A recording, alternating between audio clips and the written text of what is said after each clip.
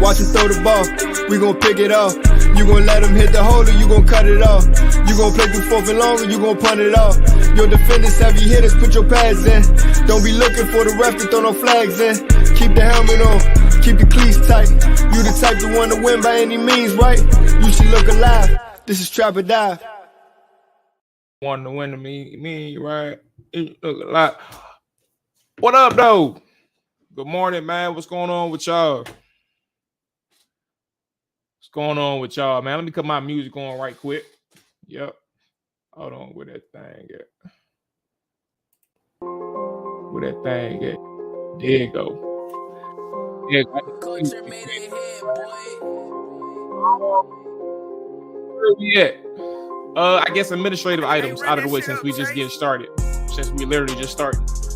You checking in, man, by way of Twitter. Appreciate you joining me. If you want to watch over there, that's cool. That's perfectly fine. No big deal. However, if you want to be part of the show, whether it's through comments or joining, because this is an open show, I don't know what the hell I'm about to talk about. I got an idea. I've seen a couple things worth talking about. But if you want to join the show through comments or through the actual studio, because the link is in the YouTube description, try to migrate over there to YouTube so you can be a part of the show. Either way, we appreciate you checking in nonetheless. Shout out to all the morning trappers. Hawk, I see you, player. Good morning, man. Appreciate you checking in. Administrative items. Oh, Hawks Haven. Actually, I think that's worth talking about too. So I did a podcast yesterday for Hawks Haven, and we were able to talk with Pro Football Focus Nick Ackridge. I'm gonna tell you something. People really dislike Pro Football Focus. I ain't gonna lie to you. I don't know why. I'm in that space with when it comes to Pro Football Focus, right? I'm in that space where, like, I never use it as a Bible, but it gives you a different perspective on everything, on every player. And sometimes, like, there's an overreaction, whether it's like positive or negative, especially on a player that, you know, people are like, what's the word? Not volatile. Hypersensitive, I guess is probably the next best word. Whether they like them, and any good news is, or any news is good, like they'll try to paint it that way, or any negative news is like they're just hating, or vice versa. If you dislike a guy, every negative news is gospel, and every positive news is like, well, he getting lucky or something like that. Point being, there's not a lot of fans out there with Pro Football Focus, and I was able to, you know, have a conversation with Nick Ackridge. I've been following him for a minute. I had him on Trap or Die, I think a time or two. I don't remember.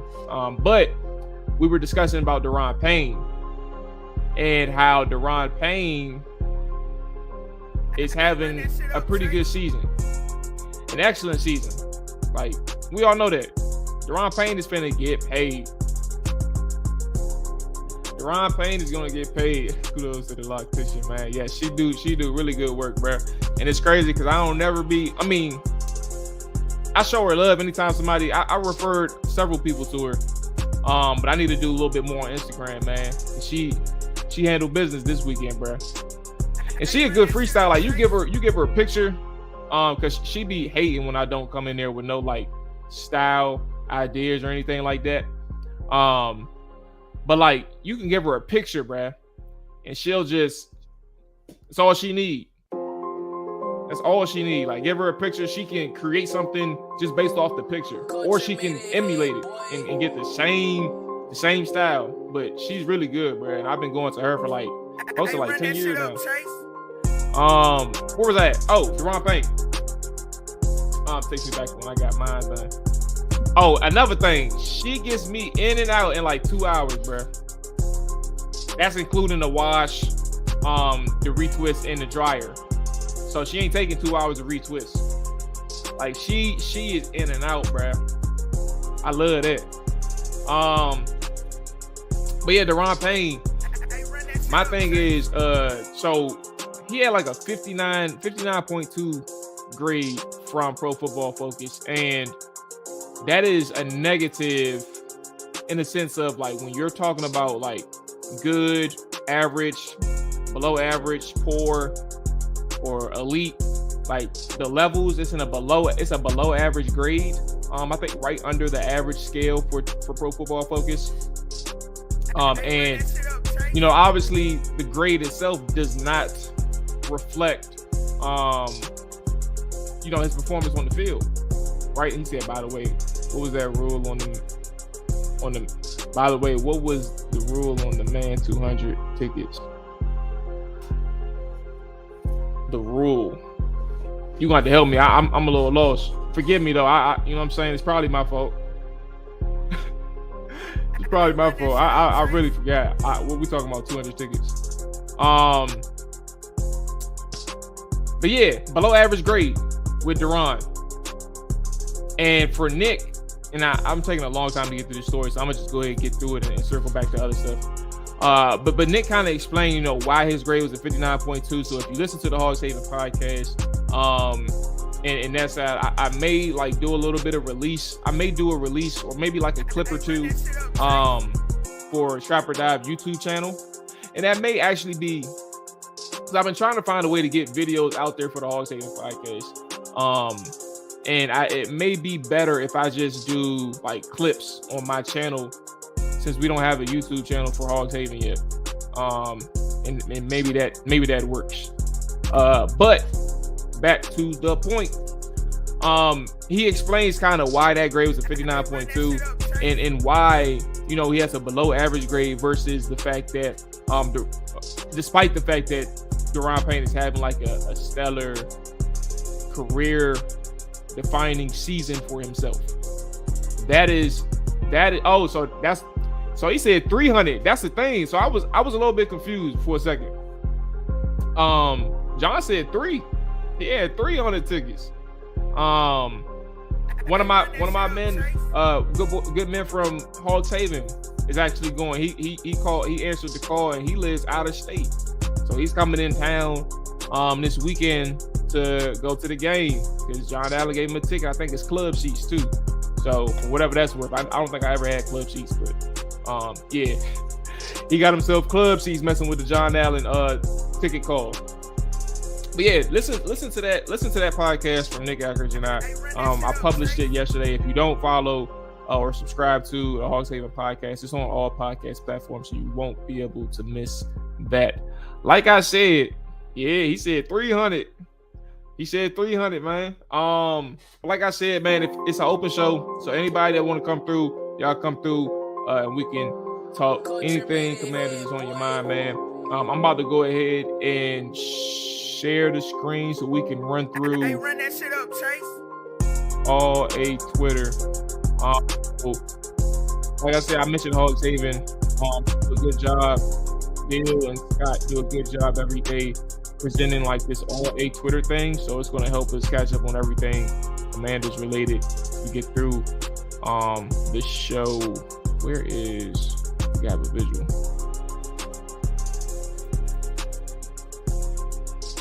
Okay. Oh, that's too much. I think that works. No, that don't work. How we gonna do this? I'll remove the. Look at me, I'm still acting like a novice. I think that works. See how that looks. Okay, boom. I think that works. Yeah. This is cool. All right. Let me see if I can move this. All right, boom. We good. Okay. So let's go ahead and see what we got up on all a Twitter.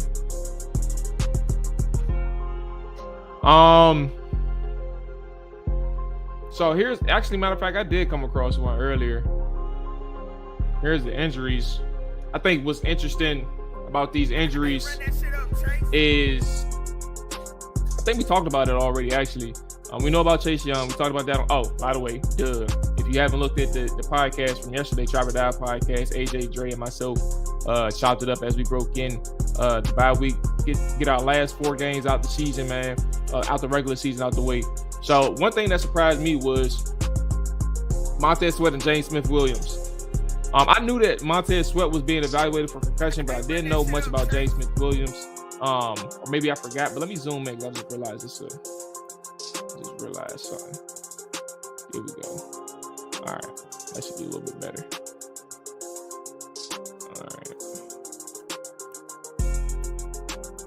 All right, and boom. That should help a little bit. All right. So, Benjamin St-Juste and oh my bad, I got lost for a second. James Smith-Williams and Montez Sweat. I knew about Montez, but I didn't know about James Smith-Williams. So my thing with these two, right? I don't know if, like, sometimes these concussions are tricky. Like Benjamin St-Juste had 3 last year, or maybe 2. I think it was 3.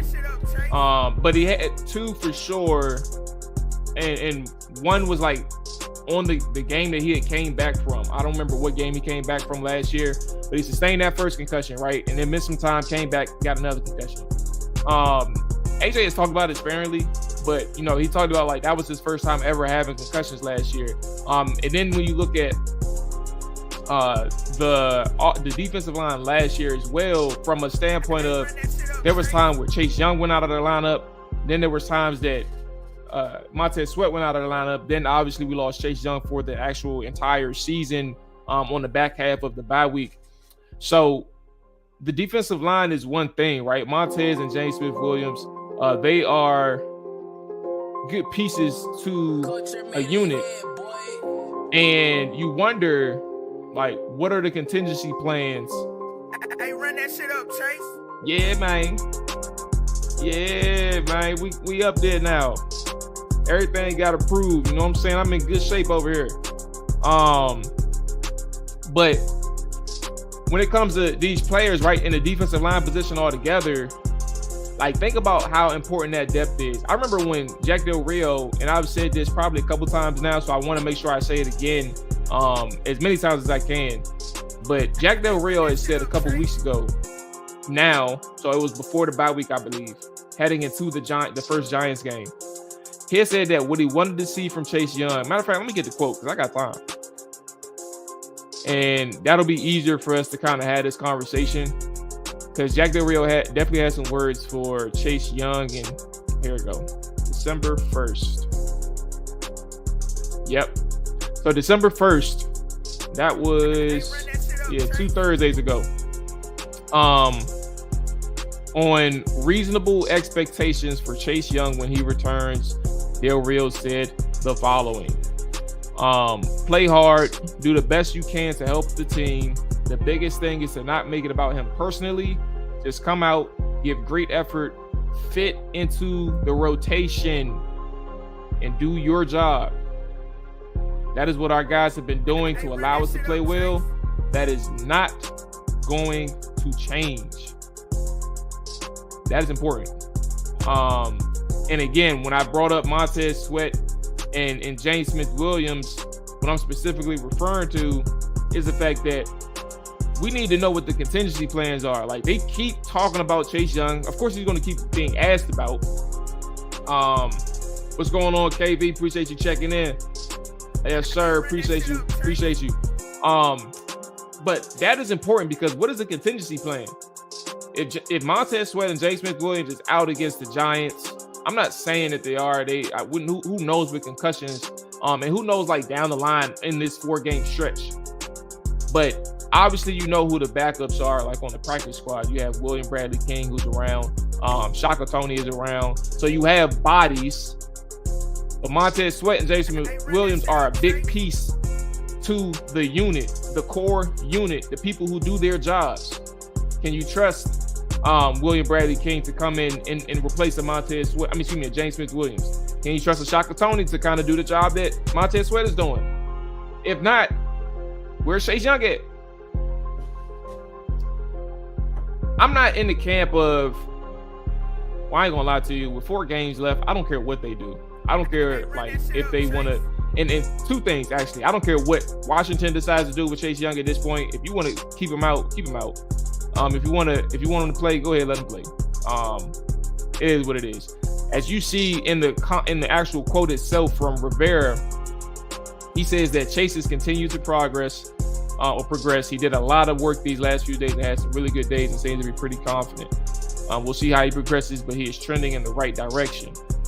This is all mental for Chase Young. I think we understand that to this point. So I'm not trying to draw up the injuries to make them something more than what they are, but I just want to get across the point that, like, when you lose 2 players versus like losing that one, that's very important, because that's the first thing is trying to figure out, you know, how you're going to stack up well against the offensive line that you're going up against. Do you have the bodies, right? There was one point where F.A. Obata was around, right?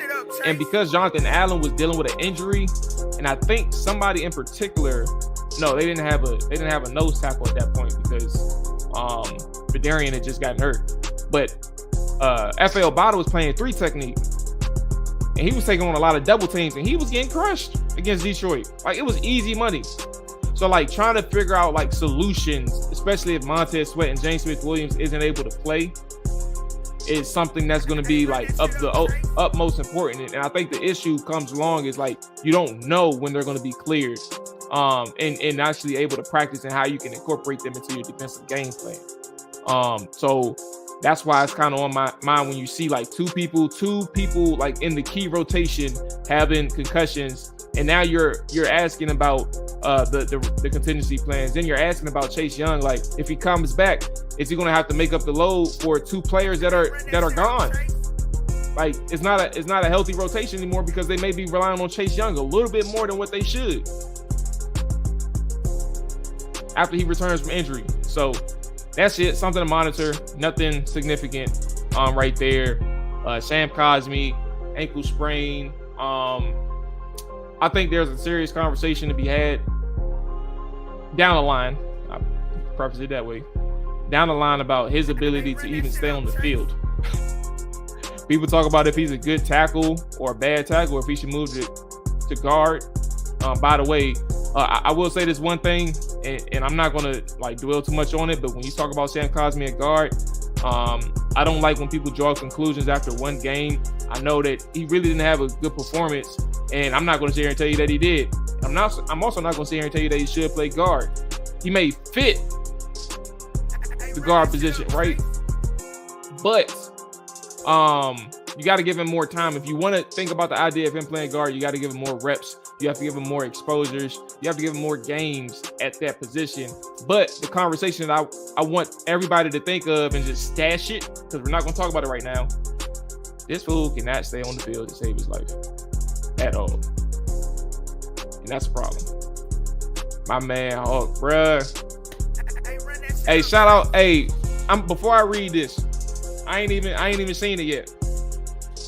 But shout out to Hawk, man. Hawk has been there. I don't even remember how he found me, but he found me. I know he found me during the morning show. But Hawk been there from the jump, bro. Been around since the very beginning, bro.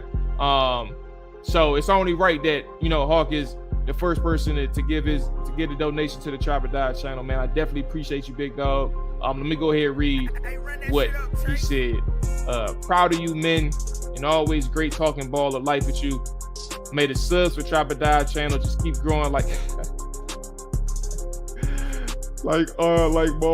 more here. Dre providing us with the analysis, the all-32, and AJ the plug. Yes, sir. Shout out to Hawk, man. And appreciate the good words as always, man. Hey, we're gonna keep growing over here, bro. Everybody keep coming in, keep tapping in, man. 757, I see you. Yo, big game Sunday night, looking like Ron is writing the ship. He said it's the algorithm. Yeah, I think you did mention it. The algorithm. Okay, so where are we at? We good with injuries. We can keep scrolling. Okay, so I agree, 757. And by the way, anybody and everybody want to tap in, the link is in the description, the YouTube description. Let me double check to make sure I'm right. Oh yeah, there it is. All right, link is in the YouTube description. So go ahead and tap in if you want to. No big deal. We just chopping it up about all things Commanders. Okay, where we at? It is a big game. It's down 5-7. I mean, it's obvious, right? Washington can't lose in New York. And also, for what it's worth, like seeing what Philly did to Washington, seeing what Philly did to New York, I think that should be an eye opener as well. Granted, New York was dealing with a little bit more injuries at the time that they played Philly, right? And compared to us, I'm not saying there was a lot of injuries or significant difference, but they got smoked from bad coverages being exposed to them not being able to stop the run and them being shut down offensively. Like, they got smoked. And I think that's the difference between like a top tier team, right, and a middling team, because the Giants aren't a terrible team, but they aren't good, right? They aren't terrible, but they aren't good. Mediocre. They're average. And right now, Washington is trying to break through that average/mediocre mold. And when you see what happened against the New York Giants 2 weeks ago, and seeing how many opportunities both teams, I'm not saying I don't like the, Washington should have won this game, like, without acknowledging the Giants could have won that game as well. I don't like when people do that because, or I don't agree with it. I don't care what people do. I just don't agree with it because when you look at like both teams, you got to understand like where I'm getting at. Like, these are average teams. These are mediocre teams. Like, two teams that's evenly matched. Let me actually be clear. Washington is better on paper. They have the better horses. They have more horses. So what I mean by evenly matched in that they are both competitive in every game. They both find ways to win. Both have done so at that point. At one point, the Giants were 7-2. So I'm saying from evenly matched standpoint, they are competitive in every game. So that's what I mean. But when you see that, right, and you see that they aren't like winning by significant numbers or margin of victories, this game is going to be close. Like, you're not on that next tier yet, and Washington's trying to break through it, and it's going to take some time to break through it. But at the end of the day, when you look at this game for the New York Giants and the Washington Commanders, I think the Giants even feel the intensity for this type of game. And what's even more noticeable is don't excuse the fact, or don't think because the Giants got blown out against the Eagles that they've caved in. The Giants just met a juggernaut. And I'm a gambling individual, so I know a little bit about how, people are going to view this matchup, like, from a public eye. Washington's better. They are clearly better. The Giants just got blown out by Philly. This is going to be a cakewalk for Washington. That's where you made your first mistake. Dayball knows what's at stake. The players knows what's at stake. You also have to take into account that you're asking Taylor Heineke, Scott Turner, and that offensive side of the football, specifically the offensive line, to understand and adjust and have answers for what happened to them in that first game. Can those three, Turner, Heineke, and the offensive line, specifically the center, so those three, can they understand what's at stake? Meaning, I know what they're trying to do now. I have an answer. I have a plan. Like, me as Heineke, if I see that my offensive line is under duress, I'm going to use my legs to scramble, not to buy time, but to scramble and get as many yards on a potentially lost play as I can. Can that happen? Can Scott Turner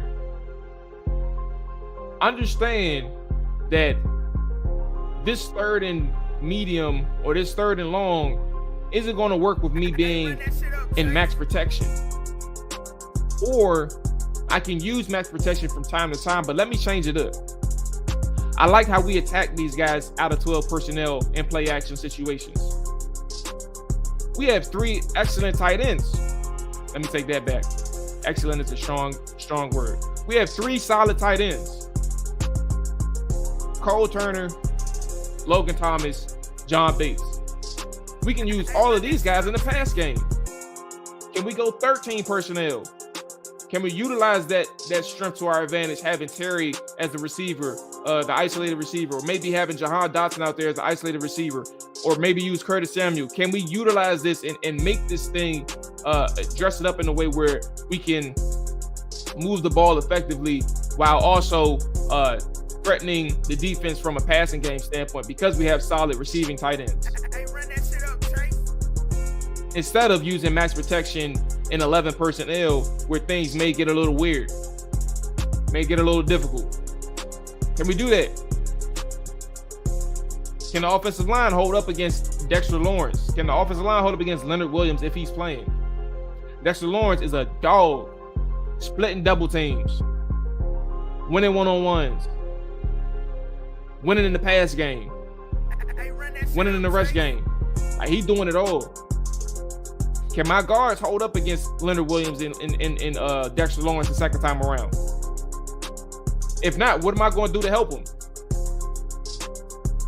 Like, this is a big game, 757. I agree with you 100%. And it's a big game for those 3 in particular on the offensive side of football. I have faith that, especially if Benjamin St. Juste comes back, the offense for the New York Giants can be mitigated in the sense of, like, putting the onus completely on Daniel Jones to beat you. And while from a historical standpoint, he has been able to beat you, I just don't think he has the horses in place to really compete. Remember, don't forget, like last game, it was just Saquon and it was just Daniel Jones. That was all it was for their offense. It was just those 2. And you telling me that they're gonna be able to do it twice and keep these 2 in the game, keep these people in the game again? Man, you ain't no great defense if you can't stop these 2 on your second attempt. I'm just saying. The Giants are like us. However, I think with Wentz we're a little better than them. He said Wentz is definitely a liability. This game will come down to field goal kicking and no giving up the big plays and penalties. They're definitely tight end 2s. The whole group. Yeah. I was about to say I had to rephrase what I was saying. Cause they're good. They're solid tight ends, but they ain't like elite. They ain't very good. We literally cannot lose any game starting with this one for the P word. Yeah, and like if you lose, like the Giants game is the one that you cannot afford to lose. Like out of any game where you have a discussion, like you can lose against Cleveland, it'd be okay. You can't lose against the Giants. That's the people that's the team that you are directly competing against. Okay, where are we at? Where are we at? Oh Lord. Look, I've seen it, so you got to see it too.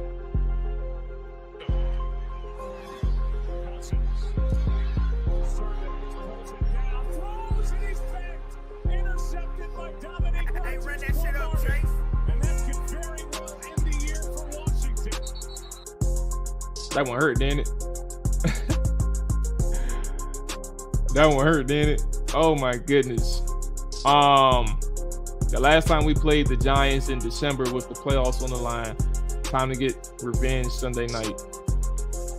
I understand the sentiment, but these guys, none of these people on this team has played with the Giants or the Commanders 7 years ago or 5 years ago.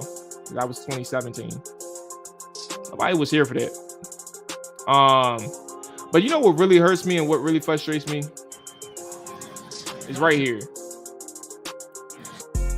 Like, you had so much room to run in man coverage. And Kirk knew that. Like, Kirk knew that. and he said, I'm gonna just force this pass up in here. Like, bruh, all you had to do is take off right here. That is so frustrating. Like, and even if you get tackled for 3 yards, you're still in the game, bruh. You're still in the game. Hey, he said I was done believing in Cousins. Hey, so look, 757, tell me why this was bro, when I looked at this jump, I thought we was about to win. Like, I thought we was about to win. But when the pick happened, I couldn't even believe the game was over. Oh, wow. Somebody just, okay. Wow, okay, shout out to her. Yeah, I couldn't believe the game was over. I really couldn't believe it, bro. And I wanted Jay Gruden fired. I thought that his time had come to an end. I think the difficult thing with Jay Gruden, and it wasn't even like a personal thing with Jay. I just knew like the team had capped. Like, it reached its peak under Jay Gruden, and you probably wasn't seeing this again for some time. And I think that's what really got me. Was knowing that like there was some changes needed after this season, despite having a winning record. Like 8-7-1 ain't nothing to brag about. And people were really quick to jump on for the first time in XYZ years, watching this had back-to-back winning seasons. This is where I knew it was over, bro. That was the bigger thing for me. I just knew it was over, bro. And lo and behold, 2 years later, that happens. They end up getting rid of Jay Gruden mid-season. Hey, so, all right, talk. Hey, hold on. All right, hold on, player. I don't know how I didn't see this. You got us winning out. You got us winning out. All I need to know, 757, talk to me. All I need to know is, let me hear your reasonings for beating Dallas, and let me hear your reasonings for beating San Fran. That's it. Now we had DRC. No, that's was DRC who picked them off. DRC was the one who just picked them off. What's going on, Caleb? Appreciate you checking in, player. Good morning to all the morning trappers out there, man. If you are new, make sure you hit that subscribe button. Make sure you hit that like button as well if you're just checking in. If you are on Twitter watching as well, definitely appreciate you checking in. But if you have time, try to migrate over to the YouTube side if you want to be a part of the show, whether it's like through the comments or calling in just to chop it up. I'm not able to see Periscope comments through StreamYard, so it is what it is. Twitch side, if you are just checking in, make sure you hit that follow button as well. Yeah, Niners is a tough game, man. And that's really what's holding me back at the end of the day. Like, I see 3-1 max. I understand. Like, I said this yesterday on the Trap or Die podcast. Like, Brock Purdy is a solid quarterback. I'm not surprised that he's looking competent at all. I've seen a lot of him at Iowa State. If you all remember, oh Lord, it was a guy that I liked coming out of the draft from Iowa State. He was a receiver, Hakeem Butler. I really liked Hakeem Butler coming out of the draft. And I think Brock Purdy was his quarterback, and that's kind of when I got locked into Iowa State for a good portion. Like, I always watch college football, but when you kind of get your eye on a player, that's kind of when you're locked in on like the rest of the team for a little bit. And I was just tuned in to see what Hakeem could do next. But point being, I'm not too surprised with what Brock Purdy is doing, man. He had some big games at Iowa State, and he played good in some big spots. And I don't like the term that they've been using. Like, it's a matter of fact. He is the Mr. Irrelevant, so you can call him that. But I think the people who call him to kind of encapsulate Kyle Shanahan is out here winning with Mr. Irrelevant, and we can't even get Sam Howell ready. Like, no, that's not the topic that I'm getting to. It's not the Sam Howell topic. But I'm saying when you kind of understand what Brock Purdy had done in college, like the 7th round pick thing, he should have probably been drafted earlier. I'm not saying 3rd round, I'm not saying 4th round, but not dead last. Like maybe 7th round, but earlier, or maybe 6th round. So like Brock Purdy is a solid quarterback, and what he's doing there is good. But to my point, to continue to my point, you do have to ask, like, where's the cliff coming? Like, when does things settle down, or like go back to like the medium for Purdy in that Niners offense when things get a little bit tough? Like, does Purdy have a bad streak in him? Can he recover from a bad streak? How well can he be insulated? Like, how well can that Niners team, from a defensive standpoint and from a run game standpoint, how well can they protect Brock Purdy? Those are things we don't know, and those are legitimate questions. But if you are banking on that versus like understanding how good the Niners team is altogether, you're probably doing yourself a disservice. And I'm not talking about 757. I'm not talking about you. I'm speaking generally here. You have to take into account the full account of what the Niners are as a team, and why a team like that can win despite who is at quarterback, or whoever is at quarterback. All right, where we at? San Fran whooped Tampa. If our defense shows up big, we can low score win that game, honestly.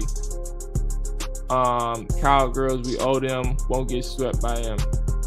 Left hand up, baby. That Niners defense is a problem. That's what I'm concerned about. That's my thing. That defense is a problem. And guess what's the problem on offense? Quarterback and offensive line. But mainly that offensive line. Like, you got serious issues with your interior, and that defensive line and that front seven for San Francisco is tough. Like, they are the best in the league for a reason. That front is tough, bro. And if you can't do anything up front from establishing the line of scrimmage, you in trouble. You is in trouble.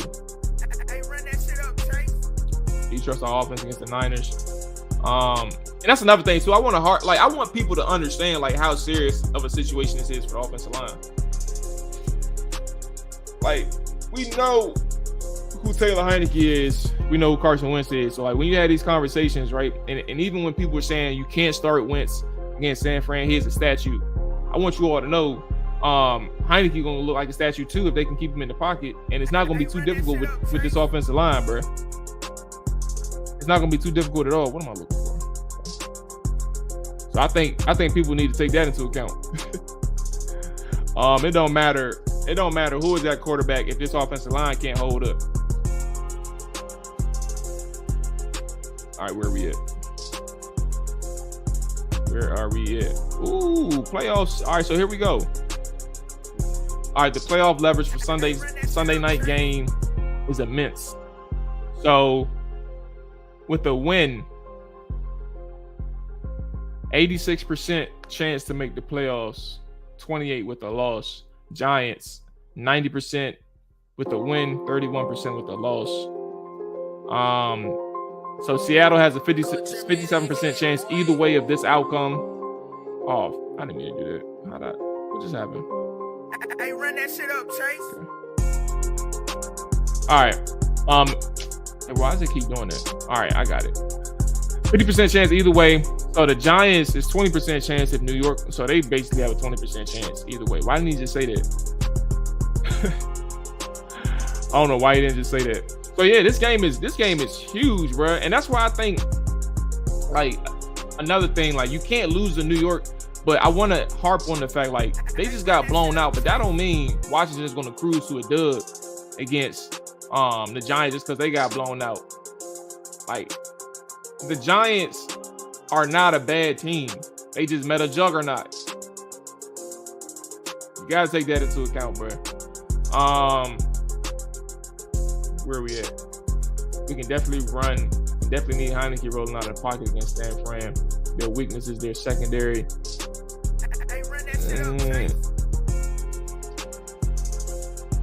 Maybe. I think they're well-rounded, bro. Like, and what does secondary mean? Because our weakness is cornerback. Like, Washington is very thin at cornerback, but they got safeties. Washington has safeties. Like, you can kind of see like the issues Washington has been going through with Benjamin St-Juste out. Hey, run that shit up, We Chase. took the Shanahans for granted. Dan did. I don't trust them, but I do believe they will compete. Shanahan was the GOAT. That was funny. Ainsworth, I don't even know how he failed that jump, bro. Of course, because Mual, let's be real, our receivers are open. We just can't protect long enough. Yeah, they get open. They get open. I think also to an extent in which they do. Sometimes you have a quarterback who is also missing them. But to your point, and when we're talking about that offensive line, I agree with you. This ain't a situation where you can look at quarterbacks alone and say, who should be playing, who shouldn't, because this person will give us a better chance. If that offensive line can't really protect or give the quarterback a chance, doesn't matter who's back there. I mean, I think that's the point. And I agree with you, Caleb. Hey, look, I'm contemplating this. I'm contemplating taking the Niners on the spread. Taking the Seahawks on the spread. But I got the under in this game. I'm already locked in. I got the under on this game. So we're going to see how this thing play out, 757. But I wouldn't be too surprised is what I'm saying. I think divisional matchups are a little bit more tricky than we can really conclude. Like, we know that the Niners just played the Bucks and whooped them, but the Bucks ain't that good this year. And neither are the Seahawks to an extent. Like, they're not an elite team, but the Seahawks has some familiarity with this team. Like, Pete Carroll has been playing this man for the last 5-6 years. He knows what Kyle wants to do. He knows exactly what Kyle wants to do. So I wouldn't be too surprised if the Niners are in a tough game against the Seahawks. What's going on with you, player? Good morning, Keith. Good morning, all the morning tribes checking in. Make sure you hit that like button. Make sure you hit that subscribe button. If you are new, if you are on Twitter as well, you just checking in. Make sure you migrate over to the YouTube channel, man, so you can be a part of the show. Whether it's calling or being in the chat as well, it's definitely appreciated. Look at the good man Hulk in here for a second. Cut this music down right quick. Yup. Stop sharing for a second. Here we go and get Hulk up in here. Boom. Yo. What's going on with you, player? Man, good morning, Mom. Man, congratulations. You had to give, man, to the monetization, man. Man, look at it, man. That hard work, it paid off, man. Yes, sir. I appreciate you, bro. It's look, man, it's been a long time. Yeah, it's been a long time, but I ain't complaining at all, bro. Like, progress is progress, and I'm grateful for it, and I appreciate everybody, tapping in and just being a part of the channel. Man, you know what? Man, I look at you guys, man. And the monetization, that's not even the end goal. You know what I'm saying? It's just, it's just a part of the plan. So you know what? The fact that y'all are able to go ahead and check off, that particular milestone or that particular, objective, man. Like, look at, man, hats off, because man, a lot of people, man, man. Unfortunately, YouTube is the beast. They just let YouTube go ahead and devour it. So, man, you guys stayed the course. You know what I'm saying? And hey, look, monetization, man, you here. Yes, sir, man. I appreciate it, big dog. No Talk to me, man. What's on your mind with these boys? Yeah, man. So, Maul, I ain't gonna lie, man. I started to say, man, man, I'll play our hopes on life support. I started to say that, but I was like, nah, not really. You know what I'm saying? Because it's one of those things, it's kind.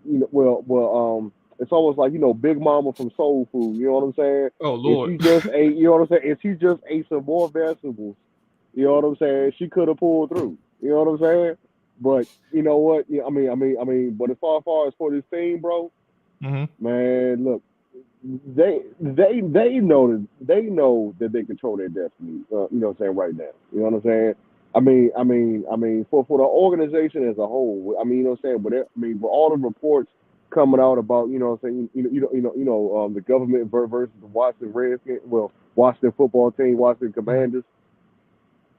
They have still managed to go ahead and play ball and surprisingly have a winning record before what I'm saying, before the month of December came. You know what I'm saying? So my hats is off to them, my hats is off to Ron Rivera, but now they got to go ahead and drive it home, man. You know what I'm saying? Can we be this year's Raiders in 2022? You know what I'm saying? Because the Raiders, you know what I'm saying, with the whole what is it, Gruden scandal or racism scandal, things like that, they was able to go ahead and punch their tickets into the playoffs. Now, can we do the same this year? And so it all begins with the Giants. You know what I'm saying? You got to go ahead. You got to make the Giants into pipsqueaks. You know what I'm saying? Make them small. You know what I'm saying? Make them look like we people. Because apparently I can't say midget no more, so I ain't gonna do it. But you know what I'm saying? But they got to go ahead. They have to do what they do best on offense, which is run the rock. Mm-hmm. Timely throws to the wide receivers, because we do in fact have weapons at the wide receivers. You know what I'm saying? Yeah. And even our tight end 2 group, you know what I'm saying, they will go ahead and they will, you know what, they can hit you for a big game here and there. But I ain't gonna lie, man, I'm with the plug. Hey look, man, when the plug talk, when AJ talk, man, you know what I'm saying? I'm starting to see what he's saying. Yeah, I'm starting to see what he's saying. You know, when he talks about, you know, the same type of game plan that you have with, Taylor.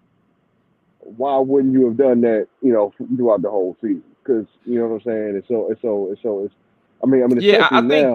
I think that conversation is good. I think that's kind of where Scott Turner and Rivera kind of missed the mark too, is not understanding. And maybe Brian Robinson had something to do with that, because they didn't have Brian Robinson for like the first 5 games of the season, or maybe first 5 games of the season. They got him back in that Bears game, and maybe that was like part of the reason why they felt they couldn't run the ball as much as they want to right now. Mm-hmm. But I don't think that's an excuse, because you have a stable of running backs you can still run the ball with. I was just about to say that, man, because Gibson is capable, man. He's capable. I mean, Gibson, JD, because JD didn't get hurt until maybe week 8, week 9, something like that. Yeah, around that. So like, you got JD, you got Jonathan Williams. You obviously had what's his name? Antonio Gibson, like you just said, and then you got Jared Patterson on the practice squad. Like, you got a stable. Right. So I think that if injury was a concern, that's one thing. But if you had people who can do the job that Brian and AG could do, like, you have that on your roster. And you had that on your roster with Carson Wentz. So to your point, just to add on, to your point, it made no sense for why they couldn't have established the ground game earlier in the season. That would have helped both the offense out, the offensive line out, and essentially help Carson Wentz out. Specifically that run game too. Like, they weren't even running. Like, I'm not gonna sit here and make it drastic, but they didn't have an identity. Like, now they understand what they want to get accomplished, and how they're winning in the ground game, but they couldn't find their way early on in the season. Exactly. Another team that I look to that had a quarterback with somewhat of an extensive resume is the Colts.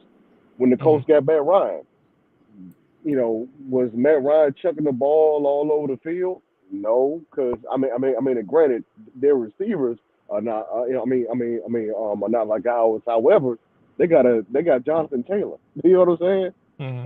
And you know, when I watched the Colts, it was like Jonathan Taylor, he was getting his. You know what I'm saying? As far as touches. So you know what I'm saying? And Matt Ryan will go ahead and come in.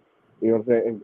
And go ahead and do his thing. So to me, it was like one of those things where, you know, we kind of got a glimpse of seeing Coach Scott Turner as a child. You know what I'm saying? You know, when Norv Turner would go ahead and come home and get him his Christmas presents, and he'd be like, "Oh my gosh, look at my toys," and things like that. He really Yeah. wanted, you know, what I'm saying he really wanted to go and showcase his, his brand new action figure and Carson Wentz. Look at my toys. Look, you know what I'm saying? Hmm. Look at what he can do. He can throw the ball 60 yards. You know what I'm saying? Not break a sweat. You know what I'm saying? And all this other stuff. But it didn't happen like that. You know what I'm saying? And honestly, if Taylor if Taylor struggles, I have no problem putting Carson Wentz back in the game because the last time I saw Carson Wentz in the game, albeit it was ugly, but it ended in a win. Are you doing a mid game change, or would you wait until the game is over? Like Um, meaning the following week. So it would be the um, Niners. mm, Or does it depend on how so bad it gets? well, right. So I guess for me it depends on how bad it is because I it's one of those things where you know we're playing, in the midst of the home game, saying this weekend, and Taylor throws like an interception and fumble or something like that, like just a combination of bad plays overall. You know what I'm saying? Matter of fact, it doesn't have to be that extreme to like fumbles and things like that. He could just have like missed throws. I put it in Carson. And I'm just like, like Taylor, like well, talk to Taylor, but at the same time, you know what I'm saying, I'm putting in Carson Wentz like, look, go get us a win. You know what I'm saying? We're gonna put you in advantageous situations. You know what I'm saying? Just execute. That's all. Yeah. I think there's one thing that people, and I want to be clear that I'm not saying it's not real. What I'm saying Hmm. is, I think what I'm about to say is a little bit overstated. And when Yeah. people look at Taylor, and like one of the reasons why they list him as like moving forward as the starter, or why he should start, Hmm. in terms of like at least the last 4 games, right? I'm not going to sit here and say long term. It's like Yeah. the people love him in the locker room, and the locker room is behind Taylor and all those things. I think that's overstated when it comes to like defending or making an argument for Taylor. Again, to be clear, I think that Washington should just ride it out with Taylor over these last 4. But I Yeah. do think the reason why I say that, I do think, is because I'm just not confident that Carson has been able to close the competitive gap. And what I mean by that Right. is like like fully catching up with the playbook, understanding from a Hmm. pre-snap standpoint where he should be looking, and where he Yeah. should be starting his read, like understanding like what the coverage is. So that's the only reason why I say Taylor should start it, because I think that he still has the competitive advantage Hmm. over Carson. But back to my point, yeah, that locker room stuff, man. Like you can be loved in the locker room. People can like you in the locker room, and sure, like your team is like has this competitive fighting spirit with you in the lineup. But at the end of Right. the day, like they can do that this without you at quarterback. Like the Right. locker room isn't going, like the team isn't going to die because they removed you from the quarterback position. Um, Right. and that gives Carson Wentz a chance to compete, and he is a competitor. It's not like he's out there saying, "Well, I'm in. What's his luck, guys?" No, he's trying to Right. win too. He trying Like, to win so too, none of that man. stuff Yep. matters. And I think, especially in a situation where everybody is trying to win because they know what's at stake, they're going to try to win, and that's not going to die if Carson Wentz gets benched. I mean, excuse me, if Taylor Heineke gets benched. Yeah. Yeah. Yeah. You know what? I kind of look at matter of fact, San Francisco. You know what I'm saying? San Francisco. They lost Jimmy G. You know what I'm saying? But guess what though? They played Tampa Bay, and they got Tampa Bay up out of here. So yeah, man, Yep. well, man, I totally agree with you, man. It's just, it just, it sucks because what I'm saying, that like Carson, Carson came into the league with you know what I'm saying, with I can't really say natural talent, but I guess you can say natural talent, but it's like he's a bigger guy. You know what I'm saying? In the foot race, in the foot race, you know what I'm saying, between Carson and Taylor, Carson probably wins and things like that. But you are absolutely right as far as like that competitiveness. You know what I'm saying? That competitive spirit. You know what I'm saying? And not to say that Carson ain't competitive, but I mean, I do have to give Taylor credit when credit is due. credit is due. Excuse me. Taylor has been, you know what I'm saying, he has won games. He has, you know what I'm saying, made timely plays here and there. Yeah, He's made some WTF plays like what in the world, you know what I'm saying? Um, yeah, but it's just for me, for my money. It's like I gotta.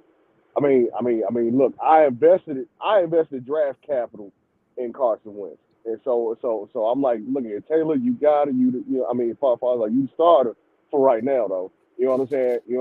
Well, you know what I'm saying? Like, it's almost like an until further notice type of thing. And I'm telling Carson Wentz, like, look, man, like, look, it was a reason why you went ahead, you went through all this stuff, and what was it, North Dakota State or yeah. whatever school he went to, and North you know Dakota what I'm saying. State. You know what I'm saying, and then he went. Became the number 2 pick. I'm just like, you know what I'm saying. I'm trying to push every psychological button. You know what I'm saying, to go ahead and get, to get what I need out of him, because the playoffs, the P word. Well, I already said it though, but yeah, it's a real Yeah, thing. you and It AJ. is a real possibility. You know what I'm saying? You know what I'm saying? It Yeah. is a real possibility, but At the end of the we day, have to make it. it's Yeah. like the clock is ticking. Like I have said this for several weeks now, I guess Hmm. since Wentz has been injured. Um, the clock officially starts ticking on Taylor and his Yeah. performance evaluation the minute Carson Wentz is back healthy, backing him up. Like, Yeah. so it doesn't like we can say all we want what Washington should do, like whether you're for or against, like Hmm. a quarterback change. But it doesn't matter what we say Washington should do or Yeah. shouldn't do. They're going to start looking at both of these guys, seeing how Carson is coming along, but also seeing how well is Taylor executing in this offense. And are we able, in moving forward, are we going to be able to trust him or trust Carson more in bigger game situations when we really need to score points and we're set up well in the red zone, scoring Right. opportunities? Can we convert and keep these drives alive to the point in which we're scoring touchdowns and not settling for field goals or punting Right. too much on third or after third down? So yeah, the clock is started. The clock is officially started if Carson is Very. officially backing up Taylor, because he only got activated. He's not. Nobody knows if he's playing yet. But he Right. got activated, so the time is gonna tell. And when he starts backing up Taylor, that's when that clock officially starts ticking for Taylor. So we're gonna really see how he performs with pressure on his back. I also think one more thing. My Yeah. bad, because I know I'm talking a lot, but I also think that No, you I good. said this yesterday too, but I want to make sure that I repeat it again. This is probably the biggest stretch of games that Taylor has ever played in his NFL career. Like if you look at the Ever. moment in 2020, sure, he came in against the Tampa Bay Buccaneers as a starter, an unknown like product. Nobody knew what he was, and he played good. He had the performance of a lifetime, really, that helped him Right. get back into the NFL, and that's good. But now you're talking about a person who has a team at 7-5-1, who is leading a team, Right. excuse me, at 7-5-1, or quarterbacking the team at 7-5-1. He has been 5-1-1 in his 6 games as a starter, and now you're going up trying to defend a playoff spot because you are currently in that 6 seed coming out of your bye week. Like, this is your Yeah. biggest stretch of games in your career, in your NFL career, and you have to find a way to really show the people, show the world, because it's going to be Sunday night. Like, this is a big moment for you, for your free And agency, it's for your prime money time, standpoint. bro. Like, the Yep. pressure is completely on Taylor to come out and execute, like from his own personal perspective, but from a macro perspective too. Like, there is going to be so many eyes on you moving forward. And it starts with that Giants game when your team has a playoff spot already. How do you come out of that bye week prepared against the Giants?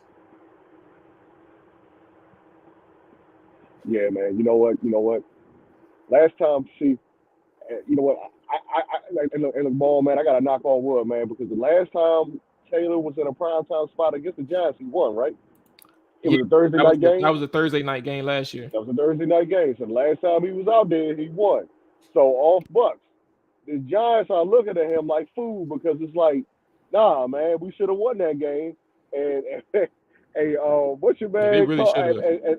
Hey, look, what what AJ called Darius Slayton hands and stole. Hey, yo, if it wasn't for that touchdown, we'd have lost. You know what I'm saying? Yeah. Well, excuse me, that touchdown dropped. Excuse me. You know what I'm That saying? one. There's a good chance we lose. The offsides from last year. The offsides from last year that saved Washington because Dustin Hopkins damn sure missed that kick. The interception that could have sealed it from what's his name, James Bradbury, that played for Philly now. Yeah, so like you're right. It's been some games, some very interesting games from the Giants and Commanders, man. So that is different. Why did you say, Hawk, that you were what was the word? You were really you was about to call. You said something early to start off. You was talking about the playoffs, and you was ready to call like a code red for the playoffs. Life support. Yeah. Why'd you say that? Life support. Because Ballman, I started to say life support because it's one of those things where it's like, because I know I like given our past history, when things are like, in our grasp, we have a tendency of just fumbling. You know what I'm saying? We have a tendency. We have a tendency of just getting in our own way, and just you know what I'm saying? Once once something negative goes down, it's just everything else just collapses. Similar to a game of Jenga. You know what I'm saying? You mess with that wrong piece, and all of a sudden the whole tower comes down. But this year's team, being 7-5-1, and I know that I'd rather the tie than than the extra number in the loss column. So I'll take that. But man, I'll be honest, y'all tied the first game. The second one right here is moved to prime time. Y'all are coming off a bye week, and sometimes we struggle coming off of bye weeks. But I will say this though. I hope for the best. You know what I'm saying? That that the boys up front, both offensive lines and defensive lines, that they come ready to play. You know what I'm saying? You know what I'm saying? Y'all should be able to go ahead and just, defensive line, go ahead and terrorize the Giants. You know what I'm saying? And to our offensive line, man, Andrew Norwell. You know what I'm saying? You know what I'm saying? Just do well. You know what I'm saying? Just do well, Norwell. You know what I'm saying? That's all I got to say, man. Trey Turner. If if there is a Trey Turner site, you know what I'm saying? Just turn up field. Don't turn. You turn up field. Don't turn. Back into the quarterback. You know what I'm saying? Just I hope that these boys can go ahead and play and control both sides. Both lines of scrimmage, because if we do that, we got a fighting chance. Yes, sir. I'm not gonna get your score prediction today yet, man. I'm gonna give you till Friday. I'm gonna be up this thing Friday morning talking about it, man. So I'm gonna let you dwell on it. Hopefully we're not hearing no 40-point burger from Nah. You know what I'm saying? Man. We don't need no 40 burgers on our side, But I'm gonna definitely get your score prediction on Friday. Let's go ahead. I'm gonna go ahead and close out with a couple more comments from the chat, but appreciate you as always, Hawk, from checking in. I take it it's 8:00, so I take it you on your way to work, or you damn near at the door. Man, hey, look, that part right there, man. I'm almost at the door, man. I got you, bro. Hey, man, take care. Enjoy your day, man. Stay safe too, bro. I'll check in with you Friday. Man, back at you, man. Yes, sir. Peace. All right, so peace. There go Hawk. Let me get the screen right. Let me get my music going, because I think it was you 757. Let me just double check. I think it was you to ask about the quarterbacks.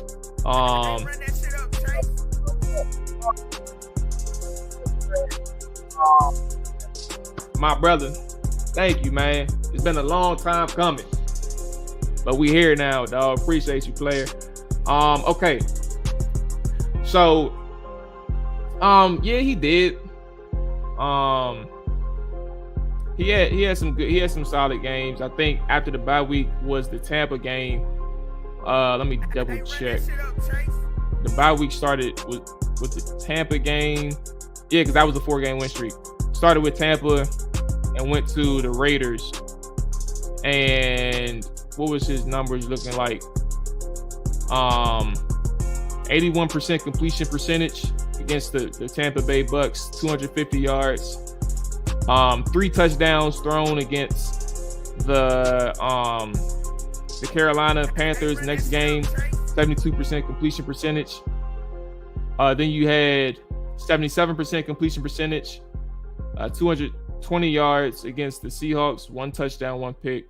And then Raiders, 2 touchdowns, 1 pick, 76% completion percentage. All under these last 3 games, Carolina, Seattle, Las Vegas, all under 225 yards passing. So you kind of get an idea of like what he was doing. He wasn't like taking too much. He wasn't really. I don't remember. I don't even think I looked too much at the film on these, so I can't even really recall. But from a statistical standpoint, you kind of see those were his numbers. High percent completion percentage, taking what the defense gave him. I do know Terry went off in these instances, and obviously the ground game was there as well. Oh, and look, he used his legs. All right, so where we at?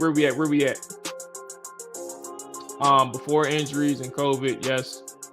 Hopefully with similar production after this bye week. We will see.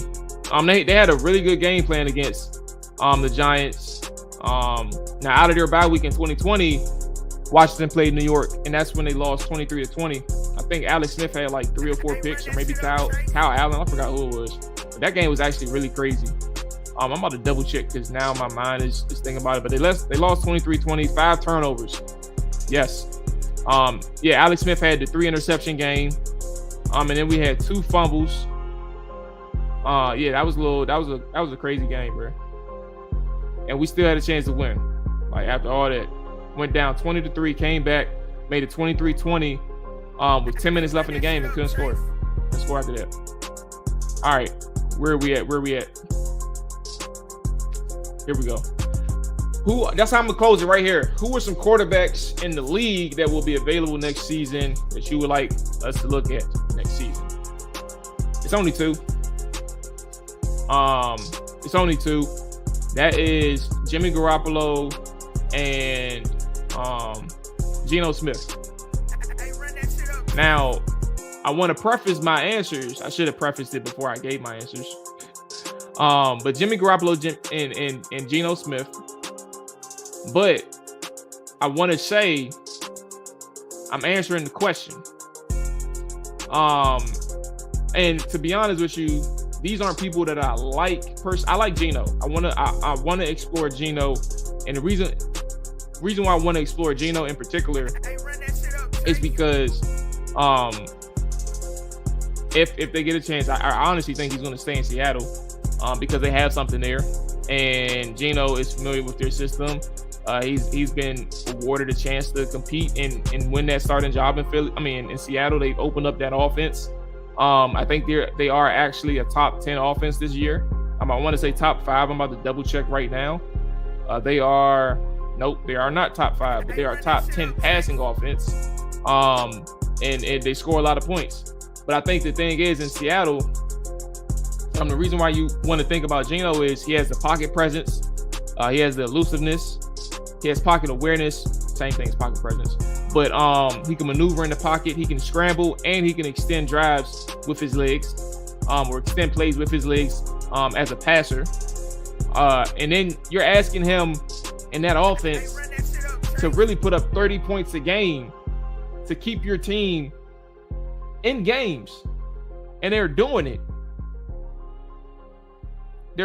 Yet they're still losing. Like, that defense is not good.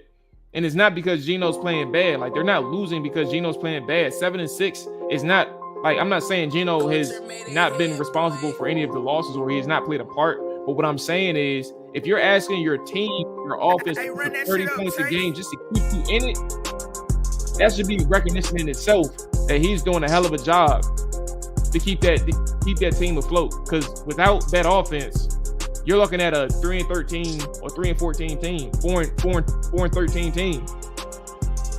Like, that's what you're looking at. So I'm interested in Geno, man. He has the arm talent. He can complete a lot of throws, and I think it's really good to kind of see Geno revive his career given the circumstances that he had early on. He didn't play too much or play that well in New York, right? But then, like, if you remember, like, he had stops in New York. I actually think was it Eli that was there in 2017? I want to say he is. So he had stops in New York after the Jets. And mind you, he only had 30 starts with the Jets. 8-8 his rookie year, and then 3-10 his second year. So that's obviously not good. I'm not really trying to make a point with that. But what I'm saying is 30 is not a lot of starts in a sense, but it's enough experience to really look back and see what you did wrong as you move forward throughout your career. So when you have stops with Eli Manning for a season, Phillip Rivers for a season, and then Russell Wilson for 2 seasons, and then you're working with certain coaches, you can really get a picture or a better picture of what you're doing right, what you're doing wrong, and how you can maneuver and defeat certain coverages and understand concepts a little bit longer. So all of those years of accumulation, just understanding that, makes me believe not that he'll be an elite player, but he can fit in most systems, especially a one that Scott Turner runs, and you can thrive, especially when you have a defense and a team that you don't have to worry about, do I have to shoulder the load? So that's the only person that I like and that I'm intrigued by, but who interests me is Jimmy Garoppolo for obvious reasons. Run game, effective quarterback on third down and red zone, and a solid defense. But then Geno Smith, because he can elevate your offense, and you're asking him to really be effective and efficient offensively in the pass game, utilize your targets like he's doing in Seattle, right? Using your best guys, finding everybody opportunities to get the ball, and then just play defense, play solid defense like you're doing right now, without a stable quarterback position or situation. So it's really those two: Geno Smith, Jimmy Garoppolo. I'm about to double check and see who else may be free agents. Let me double check. Correct. NFL free agents 2023. All right, let's see what we got. Let's see what we got. Share the screen. Is that Dakota? Where Dakota at? Oh, there Dakota. Did that little girl at? All right, let's share the screen right quick. See what we got. Let's keep that up. What's up, girl? What's up, huh? All right, so here we are. We have quarterback. Let's look at. How do I go to? I want to go to unrestricted update. So we have Tom Brady. What is his market value? Hey, run that shit up, Chase. Oh my God. Are y'all willing to pay this for Tom Brady? Are y'all willing to play $41 million for Tom Brady? All right, let's go ahead and catch up on the comments. I remember he was excellent for Carolina and Seattle, then started coming back there against Vegas, dropped off a cliff against the Cowboys. I don't disagree with that. Don't say Geno. He don't. Hold on, man. Look, you gotta let that thing play out. You don't know if he want to extend Geno or not. You gotta let that situation play out, and you also got to take into account Geno may understand what he has done for his career. So why would he re-sign when he can get into a bidding? He can let the teams get into a bidding war in the offseason. There's gonna be some team out there that's going to be willing to pay him like $15+ million. Hey, run that shit up, Chase. Come on now. Now, two things. First off, I want to be sure that we said 757 said available quarterbacks. I don't think Jordan Love's gonna be available. But secondly, how the hell you gonna see Geno Smith play this year and then see Jordan Love play over these last couple years out too, and say you want Jordan Love, but you don't want Geno. Talk to me, bruh. Talk to me. How did that happen? All right, let's see. So remember, Al, too, we talking. So 757 said NFL quarterbacks. So it's important that we kind of keep that in perspective for the conversation. My number one route would be drafting a quarterback, for the record. Yes, Peace Crab, that is a Finact. Kyle going to fleece us for Jimmy G. Jimmy G is going to be a free agent. So Jimmy G and Geno Smith are free agents. Matter of fact, you see it right here. Jimmy G, Teddy Bridgewater, Daniel Jones. I forgot they did not renew his contract. They're going to let that man go in the free agency. I am not interested in no Daniel Jones. I am not at all. Who else they got? Jacoby Brissett. He's a good stopgap guy. What's his market value? What's Geno's market value at this point? Because he didn't play himself into a solid.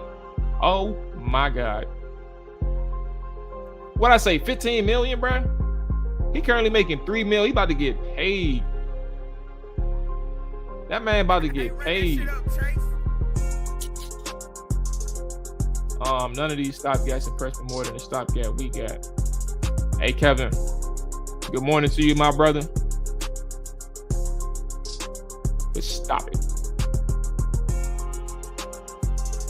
Stop it. You ain't gonna take Geno over Taylor, bro. You're not gonna take Jimmy G over Taylor.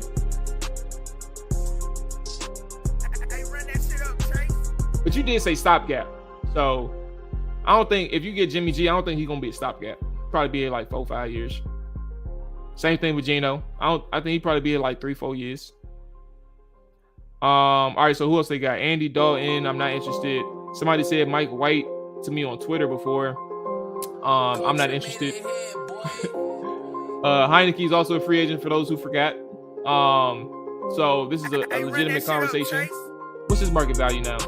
I said 5 million. That man about to get. First off, I think they're valuing him as a starter. I don't think he's going to get starting money. I think he's going to get backup money. Yeah, Tannehill did him in. He probably get like around that 7 million, 6 to 7 million range right here. Tannehill inflated this average, but it's really right here, like a 7 million type of deal. Okay. Anybody interested in Drew Lock?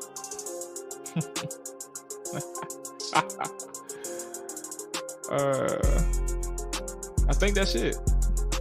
Gardner Minshew, all the way at the bottom. Yeah, I think that's really it. It ain't many. I'm not interested in Teddy.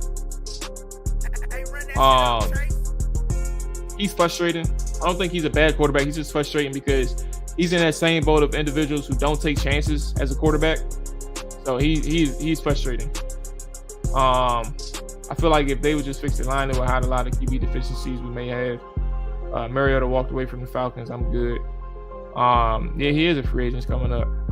No, he has an option, right?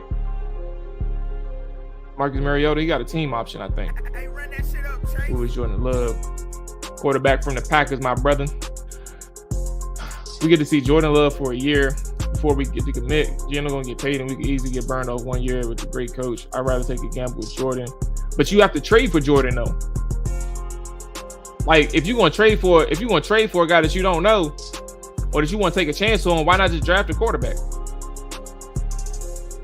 I'm not about to put no assets into acquiring Jordan Love. Not after what I've seen. Rumors are Jordan Love will press a trade. Good luck to his trade market. I don't think he got shit. Do you think that Teddy can do better than his current play?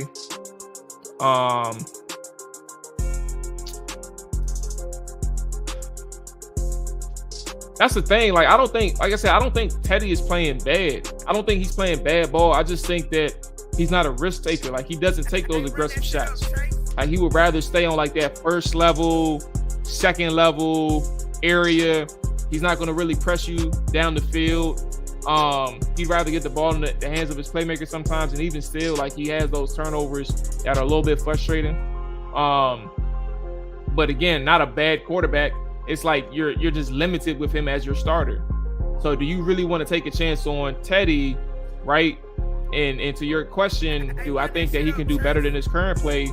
I think no. I think he's fine just as is. You just got to know what you're getting, and you're not getting a quarterback who is like a dominant or a threatening person. Like, he's just back there functioning. If you were his coach, what would you say to him? Hey man, you're doing a hell of a job back there, player. Hey, keep working your running backs, keep working your tight ends, man. Terry McLaurin, Jahan Dotson, those gonna be your best friends. Find them. Go ahead. Hey, you see that boy Cole Turner? Look, if he's ever isolated outside on the boundary, one-on-ones, give him that jump ball. Let him go get it.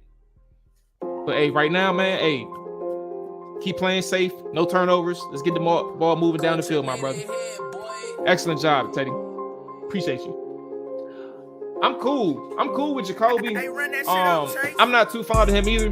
Like, from a sense of he can do a lot of things with his arm. I don't really believe that.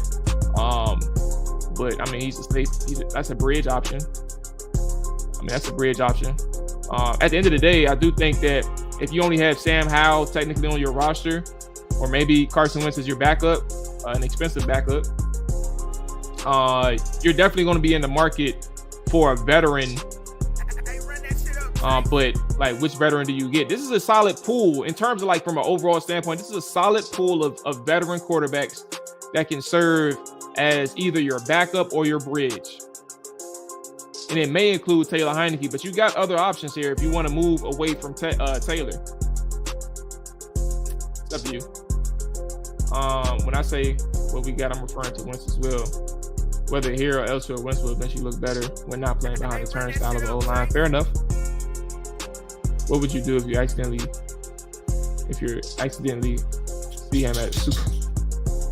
I ain't got nothing to say to him. What's up, Brad?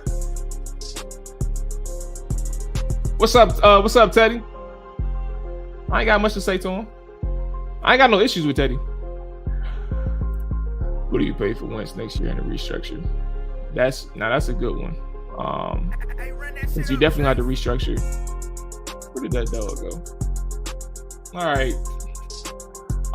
Damn, I didn't realize how long we was talking about this topic. Quarterbacks are interesting, ain't it? It's 15. I consider Wentz for another year or two. That's an expensive. Now that could be your bridge too. That's fair. I would consider it. It'll be frustrating. And truthfully speaking, considering doesn't mean I'm gonna do it. It means I'm gonna consider it. And with that being said, like, I would still rather look at my other options. The only good thing is that Wentz is under contract, so you can still keep him through the draft. Like, if things don't work out, you can still keep him through the draft.